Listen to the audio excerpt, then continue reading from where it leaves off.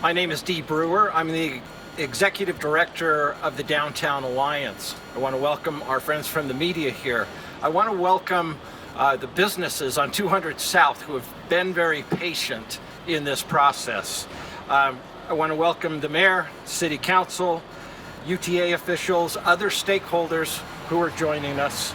I'm grateful to the DTA team, to Bill Knowles, to Kristen Lavalette, who have managed communication during these many weeks, many months. Also, thank you to our downtown ambassadors who are on the street every day, who have been disseminating information to stakeholders and others impacted by this. It is time to welcome holiday shoppers downtown. It's time to welcome commuters. It's time to welcome workforce. Downtown is the center of commerce, of arts, of entertainment, and this new line is contributing to the access and, to those elements, but also to the University of Utah, where there are ideas and people coming into the downtown area to create businesses, to create additional opportunities in our healthy Utah economy.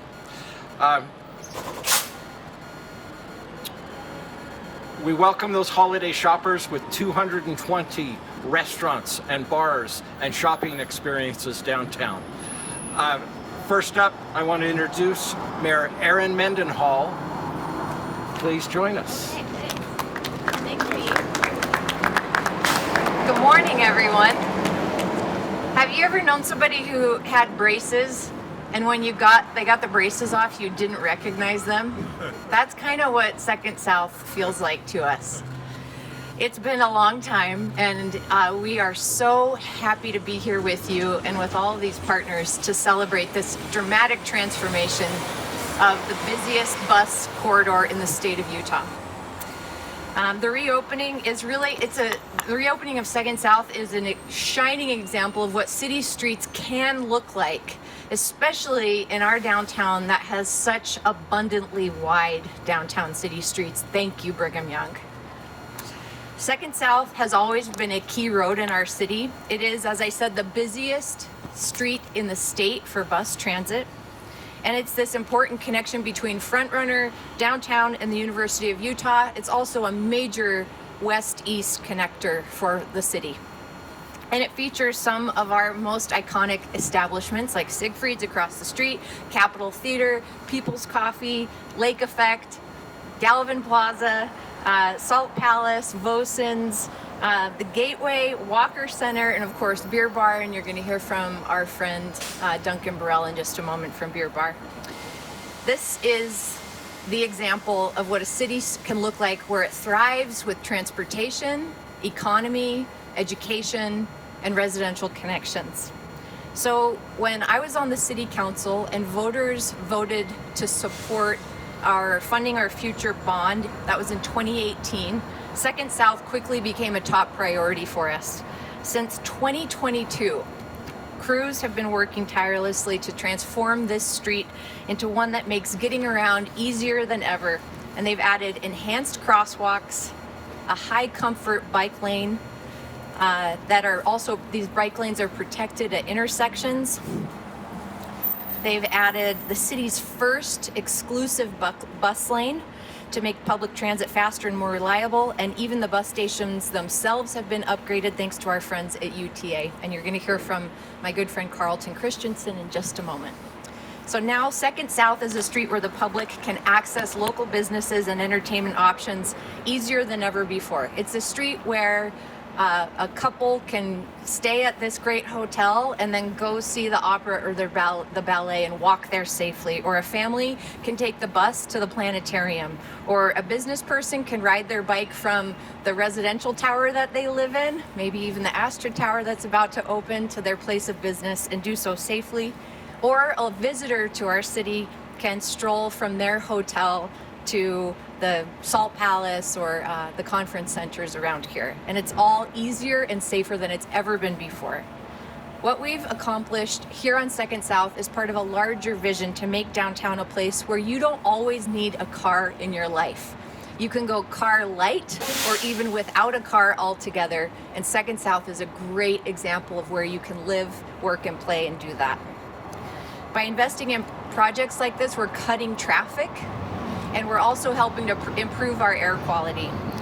This is the kind of future that Salt Lake City is creating, and we're doing it together with our business community, our partners at UTA, and our residents who live here. I want to give a big shout out to our incredible construction crews who've been working for over 2 years on this project. Our wonderful city engineer, Mark, is here in the back. Beautiful work. And our transportation director, John Larson, is here. I want to thank City Council Member Dan Dugan is here. I don't know if there's any other council members, but thank you for your support of this project along the way. And I want to thank all of you for showing up and believing in what Salt Lake City can be in the future. This is the future that we need and that we'll rely on to keep having a strong economy and a place where you want to come and play. I'll turn the time now over to Carlton Christensen with UTA.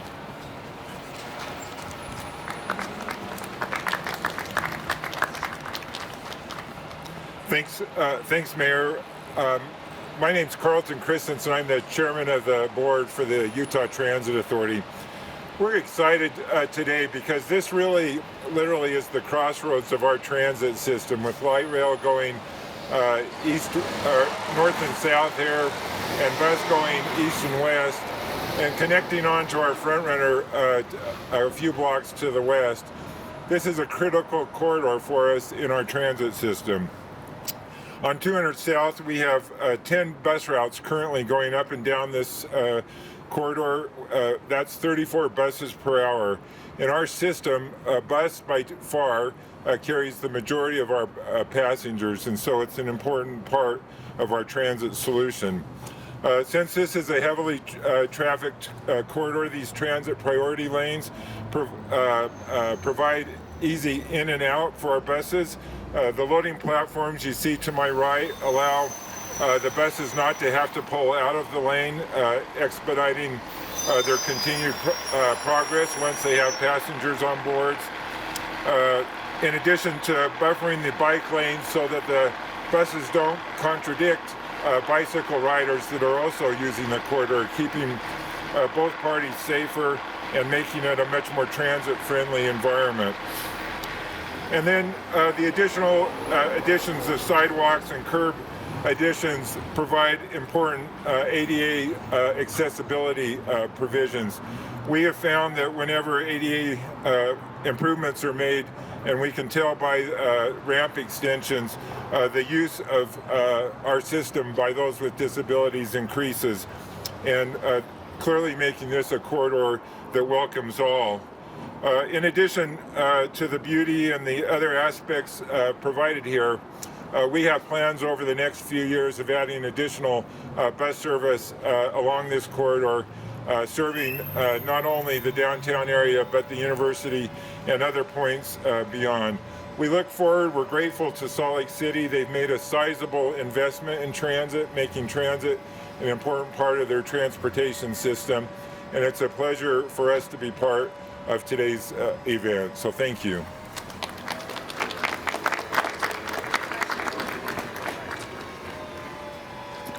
Hello. Carlton's only slightly taller than me. Good morning. I am Duncan Burrell from Bar X Beer Bar. Thank you, Mayor Mendenhall, D. Brewer, UTA, Carlton, and all of our friends and neighbors here on 2nd South. Thank you so much for inviting me here to speak. Speaking is definitely not my forte. I don't even mean public speaking. I mean words out of my mouth. Okay. Let's start with a joke.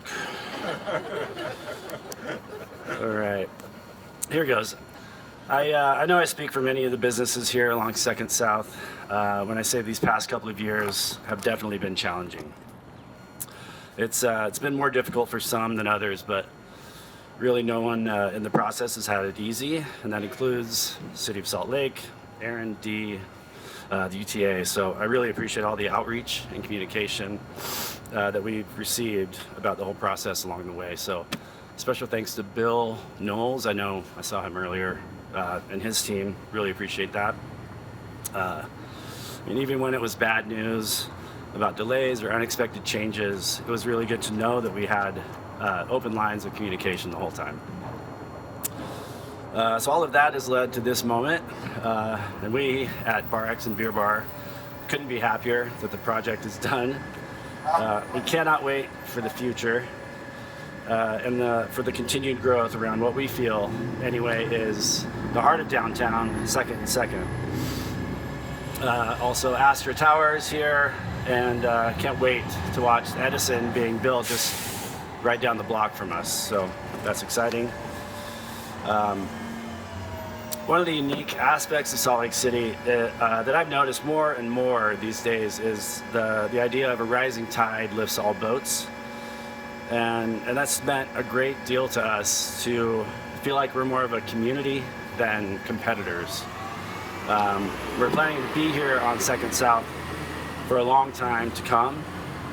And with these beautiful improvements, it's our deepest hope at Beer Bar and Bar X that us and our neighbors here at 2nd and 2nd are set up to grow our businesses and our communities. So please come by for a beer and some great food, and then visit every single business along the way.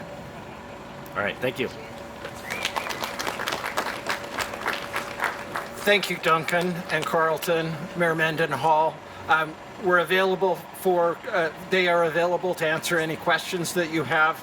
Would you like to do that here or individually? There's so many, let's just do it. Great. So let's, if you have questions, please shout them out. What's the next street to get a bus lane? What's our next bus lane? Protect the bus lane.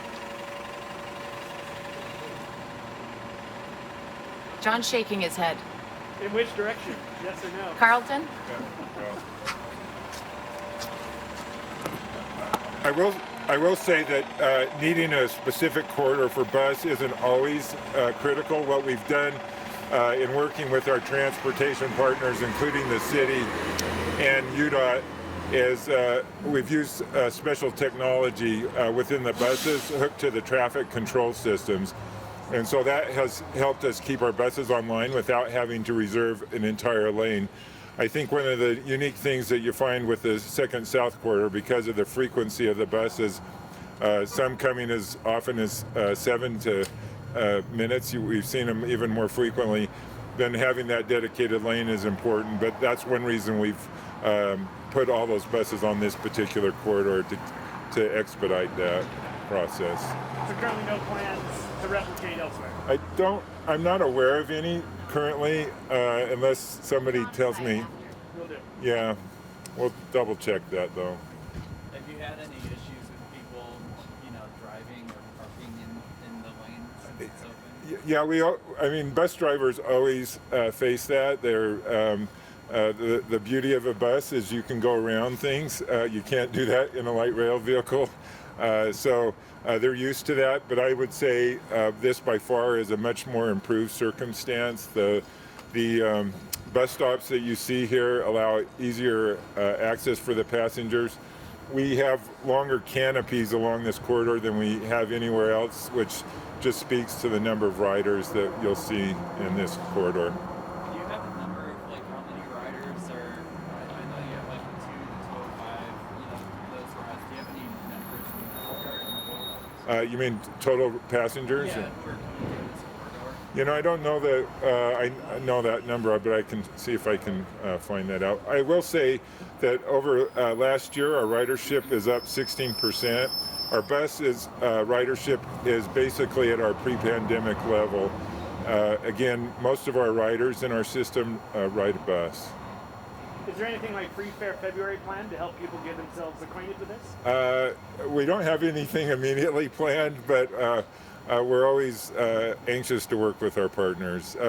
I will say that most of the education institutions, a lot of the downtown businesses are already on our pass program, and in the downtown core, it's still the free fare zone. So, Mayor, anything to add on getting people to ride this? We would love to see another iteration of Free Fare February, because for as quickly as we put that together in 2022, 20 years after 2002, it was I think, tremendously successful, and the largest experiment in free fare duration system-wide that I think we'd ever done with UTA. So we are growing. Our downtown residential population is doubling since 2020, and it is a worthwhile thing for us to pursue another test of that system, but no plans specifically to do so. I want to add also to Carlton's work with UTA that when all of the improvements to the services that they're planning to make on 2nd South are in, you'll see a bus on certain segments of 2nd South every 90 seconds. I think we've kind of been seeing that since we've been standing here, but that's an incredibly high frequency of bus service. Anything else? We'll cut a ribbon. 2, 3.